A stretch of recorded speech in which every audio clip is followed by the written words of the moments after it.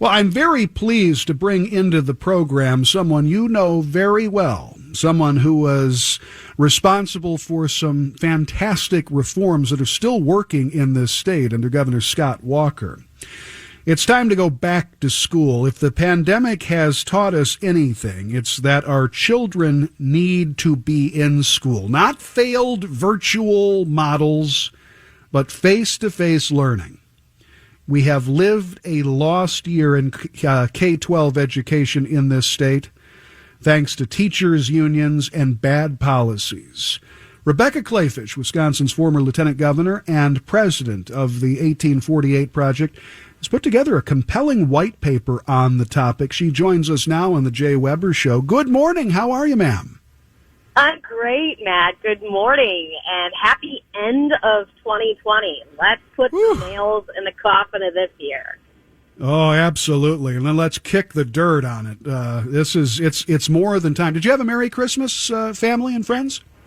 I did. Thank you for asking. And I actually have the kids in the car with me, sleeping at the moment on our way up to Manitowish Waters. And so the good times do not end while the kids are on Christmas break. But the good news for the Kleefisch girls is they actually get to go back to school because we open enroll our kids into a district as face-to-face. They have been going face-to-face. That's the option they chose from the very beginning because our superintendent listens to the parents on the parent surveys that went out over the summer and put in place a whole bunch of really terrific COVID protocols that has allowed sports to go on and our kids to do face-to-face learning in a safe way. But what's really unfortunate, and you already mentioned it, Matt, is there are a lot of children across the state that just don't have those opportunities. And unfortunately, these disparities are beginning to be laid bare, not just districts that have face-to-face versus districts that are exclusively virtual and blended, but also where they are. Because the most poor districts and the districts with the concentration of minority students are the most affected by this, and it is incredibly problematic. No doubt about it. I can tell you that my children were among that mix, having gone to school in Madison. And you can hear the past tense in my expression, having gone to school in Madison. One of the reasons we moved out of Madison after 9 years is because this is a school district that simply does not get it. Now, they're hearing an earful from parents, and our former neighbors are among them, that say, for the love of God, get these kids back into school. Because as you point out in your paper, this is something that will have long-term effects, not only academically speaking, but also on the emotional and mental well-being of our children. You're right. And I posted this on my personal Facebook page, which is the Rebecca for Real page on Facebook. I said, gosh, why are we only posting these COVID numbers when, in fact, we should also be knowing the numbers about increased depression and anxiety, substance use disorder, and alcoholism, because these are the real side effects of shutting our economy down, and these are the true side effects that are affecting our children, because when you only do virtual learning, our children do face depression and anxiety. And you mentioned the white paper. I like to call it a policy shortcake because I don't want anyone to be intimidated by the word white paper. It's really short. I mean, it's 3 pages. We make a couple of policy recommendations because I think they're tremendously important, because getting our kids back in school is tremendously important. You said the Madison School District, they're one of the great bummers of Wisconsin for students who have high expectations for their futures themselves. Madison is one of those districts that no longer allows their children to have the floor of a 100% grading scale. They have seen what this pandemic has done and how virtual learning is so damaging for kids that they said, okay, let's just go ahead and move the floor up. You can get no less than a 50%. And there are a lot of listeners who are probably thinking, why does that matter? I mean, who cares? 50% still means bad. Well, if you change standards for students today, what happens to productivity and expectations tomorrow? Well, I'll tell you, the OECD has already put a number on what that looks like. They are predicting reduced American productivity to the tune of $15 trillion in years to come. And if you think that won't affect you, think for a moment about what that means for taxpayers in general. If you have any expectation of receiving Social Security or having your federal freeways paved, if you want to be protected by the world's greatest armed forces, don't you want to make sure that Generation Z can pay taxes and is productive? That is what we're looking at with today's learning loss from virtual education. We need to get our kids back in school. The piece is called Getting Wisconsin Schools Back to Face-to-Face Learning. It's from Rebecca Kleefisch, former lieutenant governor of the state of Wisconsin, part of the 1848 project, and ask you more about that coming up in just a minute. But, you note that in this piece. By the way, you'll find that at Empower Wisconsin, Wisconsin Spotlight coming up, published tomorrow morning. $15.3 trillion in future American gross domestic product. Now, that examines really the full effect here that we're looking at. This isn't, when we started in March 2020, nobody knew what was ahead. We were all learning as we went along, so to speak. We've found out a lot of things. Yeah, no, but that's what I'm saying. We've learned a lot of things since March 2020. We've learned a lot of lessons about what it takes to keep our kids up to speed. We know that we have school systems in this state that have less than 10% proficiency in math and reading and English already. What, good God, what is it doing, this virtual learning doing to those students? I said it is almost exclusively a dagger into areas where the population already experiences these disparities. And the insane thing that is, as you mentioned, the things that we're learning that it is not bad for kids to be at face-to-face school. These are not areas of high spread. There have been two very well circulated international studies, as well as anecdotal data all across the country, including here in Wisconsin. You establish good safety protocols. You look to those essential industries that have been able to reopen safely.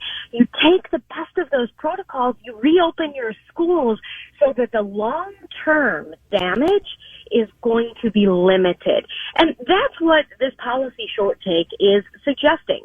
We need to figure out ways to get our kids back in school. And one of the ways we suggest at the 1848 Project, and you can just visit us at 1848project.org if you want to read this, or like you mentioned, it's going to be published at Empower Wisconsin. It's going to come out tomorrow.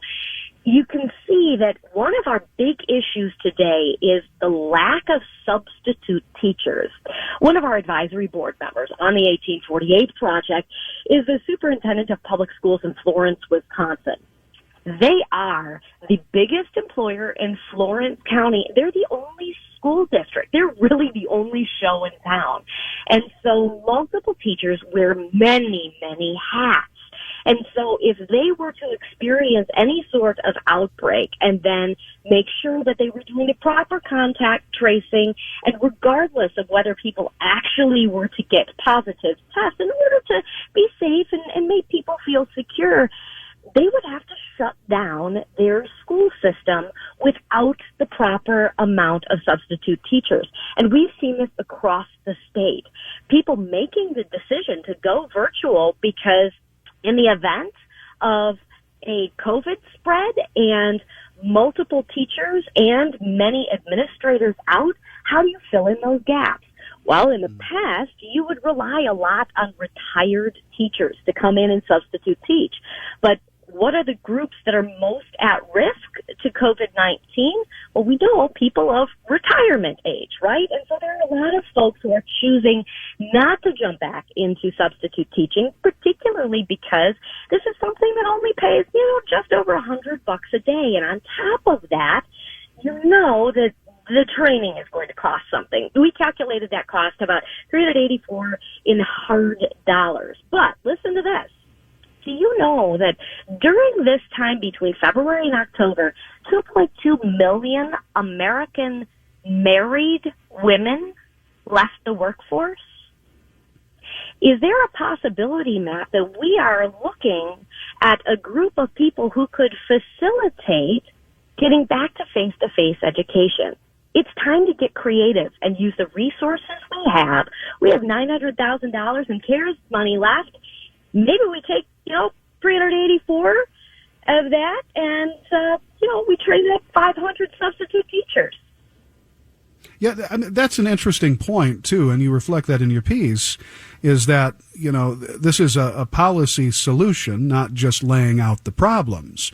But one of the areas that needs to be discussed, too, and I know you delve into that in this piece, is that we have a lot of parents who have been forced out of the workforce because they have to take care of their kids. I mean, let's face it, the school system in America is also a child care program. And we don't have that. We have parents. I remember doing a piece for Wisconsin Spotlight about a woman who had to leave her job because she had 3 young children at home. And this gets into a whole other area, but the Department of Workforce Development agent who was working for her said, "Can't you have your 8-year-old babysit your 2 younger kids while you go back to work?"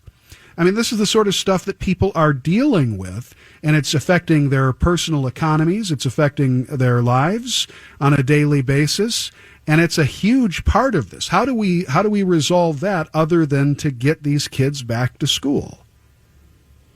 I don't know how we resolve it other than getting these kids back to school. That's why I think we should get these kids back to school and stop the bleed of future GDP loss, but then additionally allow these married moms who had careers to return to them, to resurrect our economy and get Generation Z back on track. We want our kids to be successful. We want high standards. The pandemic has shifted our mindset and has changed a lot of things. But one thing I know is that Wisconsinites are incredibly resilient. And our children are watching us right now and looking to us for direction on where they go in the future. And unless we find a way for them to get back to face-to-face learning, be creative and be smart about it, we are potentially looking at long-term deficit spending that will never be rectified, not here in Wisconsin and certainly not federally.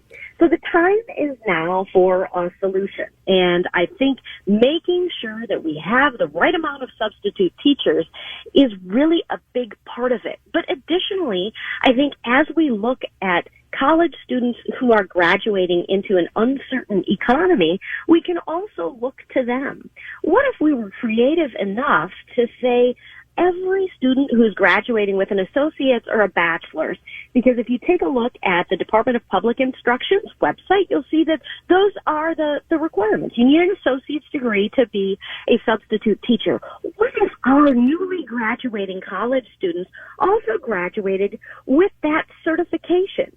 I think it's important that our young people have opportunities to jump in and help their communities, help their local school districts right after college if they don't jump immediately into their new careers. And we know that this economy is rather unsteady at the moment. And there are going to be college students who graduate and begin a search that may not end for quite some time.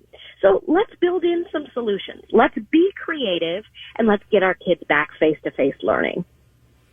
Indeed. Just a quick minute left with Rebecca Kleefisch, former Lieutenant Governor of the state of Wisconsin, president of the 1848 Project. What is the 1848 Project, for those who don't know? It is a C4 advocacy group, and 1848, obviously, is when Wisconsin became a state. Rewind to our fourth grade learning for those of us who were in face-to-face school. And we think that at the 1848 Project, there are a lot of resilient and pioneering minds still in the state that can engineer an agenda for tomorrow. And that's what we're doing at the 1848 Project. We're building the conservative agenda for Wisconsin's future. And so we're going to start by listening to the people of Wisconsin.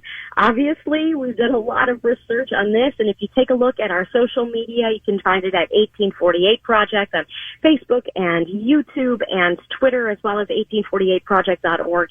You'll see a couple other policy ideas that we've shot out there for you, things on policing and things on homelessness and workforce housing. And tomorrow at Empower Wisconsin and our social media, you're going to take a look at our newest policy short take, which is about getting kids back to face-to-face learning. It's important that we have a conservative agenda for tomorrow, and the 1848 Project is designed to do exactly that. One thing's for certain, no virtual education in 1848.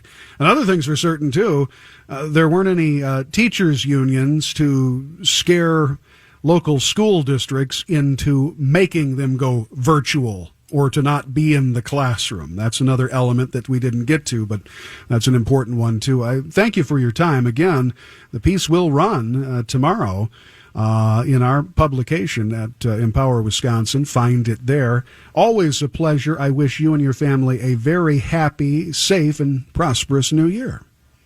Thanks, Matt. Happy New Year, everyone. Take care. Former Lieutenant Governor Rebecca Kleefisch, president of the 1848 Project. I kept saying that the piece will run at Empower Wisconsin. As I've noted, we also have another more research, if you will, investigative division called Wisconsin Spotlight. That's where the short take, if you will, the piece from Rebecca Kleefisch will run tomorrow. We've got to take a break.